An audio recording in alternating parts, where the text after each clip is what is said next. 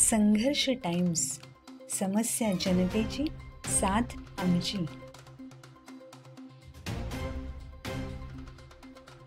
रायगडमधील कर्जत तालुक्यातील श्री स्वामी समर्थ मठ पळसदरी पुण्यनगरी या ठिकाणी श्री दत्त जयंती उत्सव मोठ्या उत्साहात साजरा होत आहे. हजारो भाविकांची सकाळपासूनच गर्दी या ठिकाणी पाहायला मिळत आहे. मुंबईपासूनचे स्वामी भक्त या मठामध्ये येत असतात. श्री स्वामी समर्थ अर्थात अक्कलकोट स्वामी हे श्रीपाद वल्लभ आणि श्री नृसिंह सरस्वती यांच्यानंतरचे भगवान श्री दत्तात्रेयाचे तिसरे पूर्णावतार म्हणून ओळखले जातात.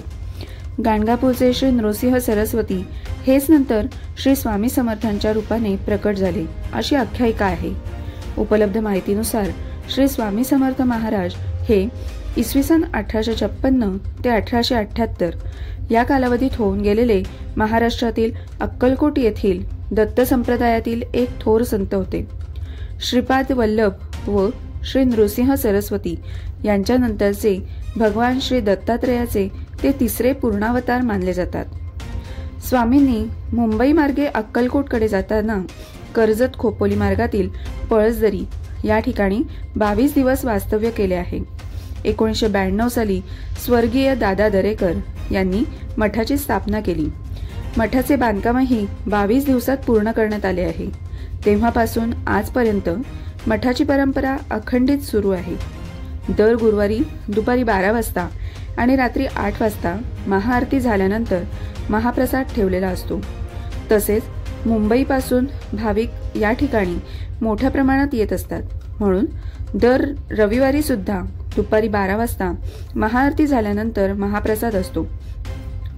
दरवर्षी दत्त जयंती उत्सव 2 दिवस मोठ्या उत्साहात साजरा होतो. सायंकाळी या ठिकाणी पालखी सोहळ्याचेही आयोजन केले होते.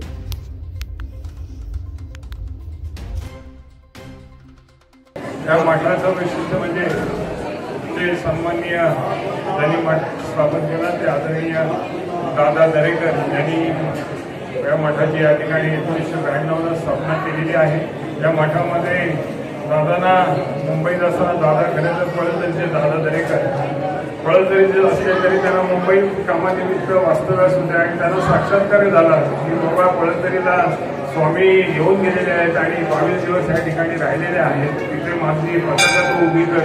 त्या आज संदेश मिळाल्यानंतर दादांनी शोध घेतला आणि त्या जागेचा शोध घेतला आणि हीच ती जागा जिथे स्वामी 22 दिवस या ठिकाणी राहिलेले होते असं आम्हाला लक्षात आलं. त्यामुळे 1992 साली या मठाची स्थापना हे मठ सुरू झालं. त्याचं बांधकाम जे आहे ते 22 दिवसात त्यावेळेला पूर्ण झालं आणि तेव्हापासून मठांची सेवा आणि नित्य कार्यक्रम या ठिकाणी अखंडपणे सुरू आहेत. दररोज दुपारी 12 वाजता या ठिकाणी आरती होत असते, रात्री 8 वाजता आरती होत असते आणि दर गुरुवारी 12 वाजता आरती झाल्यानंतर महाप्रसाद अन्नदान होत असतं.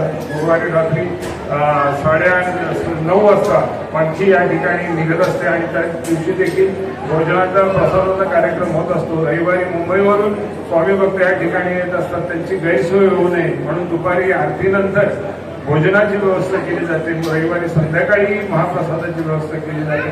असं भरगच्च कार्यक्रम या ठिकाणी होत असतात आणि मोठे मोठे दिग्गज सगळ्या क्षेत्रातील मंडळी या ठिकाणी येऊन नतमस्तक होत असते आणि त्यांना त्यांची इच्छा निश्चितपणे पूर्ण झालेली असते आणि निश्चितच 6 महिने वर्षभरात ती मंडळी परत या ठिकाणी वारंवार येत असते. हीच या मठाची आख्यायिका आहे. धन्यवाद. गेली 28 वर्षांपासून या ठिकाणी दत्त जयंतीचा उत्सव स्वामी समर्थ मठ पळसदरी या ठिकाणी आपण साजरा करीत असतो आणि त्या निमित्ताने बहुसंख्य स्वामी भक्त या ठिकाणी येत असतात. स्वामी भक्त आत्ताही बघाल तर आपण भोजन व्यवस्था प्रसादाची व्यवस्था सुरू आहे. सकाळी 12:15 वाजता सुरू झालेली भोजन व्यवस्था 4:30 वाजता तरी सुरू आहे. मठाचा हा कटाक्ष असतो की शेवटचा भाविक दर्शन घेऊन महाप्रसाद घेत नाही तोपर्यंत भोजन व्यवस्था बंद केली जाते. सकाळी 4 वाजल्यापासून या ठिकाणी कार्यक्रमाला सुरुवात झालेली आहे आणि उद्या देखील या ठिकाणी कार्यक्रम सुरू असणार आहे. दत्तयाग आहे आणि उद्या संध्याकाळी या सगळ्या कार्यक्रमाची सांगता होणार आहे. त्या निमित्ताने आपण आमच्या पंचक्रोशीतल्या विविध मान्यवरांचं ज्यांनी विविध क्षेत्रात नाव कमवलेलं आहे अशा व्यक्तींचे या ठिकाणी सन्मान चौकशी करण्यात येतो.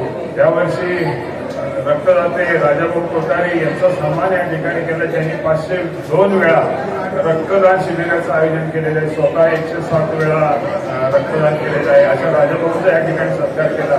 भजन सम्राट गजानन बुवा पाटील यांचे चिरंजीव वसंत बुवा पाटील त्यांनी देखील खूप चांगली कामगिरी केलेली आहे. भजन क्षेत्रात त्यांचं नाव आहे, त्यांचाही या ठिकाणी यथोचित गौरव केलेला आहे. त्याचप्रमाणे वसंत बुवा पाटील यांच्या भगिनी प्रीतीताई त्यांना राष्ट्रीय पुरस्कार मिळालेला आहे. आणि त्याचप्रमाणे त्यांनी या ठिकाणी या पंचकृषीमध्ये भजनाच्या बाबतीत क्लासेस घेतलेले आहेत, स्वतः भजन गायलेलं आहे आणि खूप चांगली सेवा समाजामध्ये करत असतात. त्यांच्या तिघांची दखल घेऊन त्या ठिकाणी आपण त्यांचा यथोचित गौरव केलेला आहे.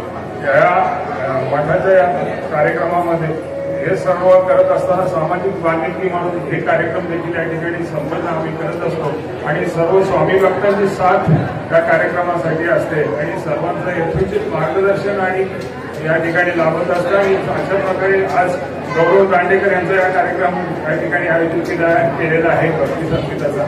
असे अनेक दिग्गज या ठिकाणी येऊन गेलेले आहेत आणि मठाचं नाव आपल्या महाराष्ट्रात नाही किंबहुना देशात परदेशात झालेला आहे आणि बहुसंख्य लोक त्या निमित्ताने दर गुरुवारी या ठिकाणी पालखी असते आणि वर्षातून 3 कार्यक्रम असतात, प्रगट दिन, दत्त जयंती आणि गुरुपौर्णिमा.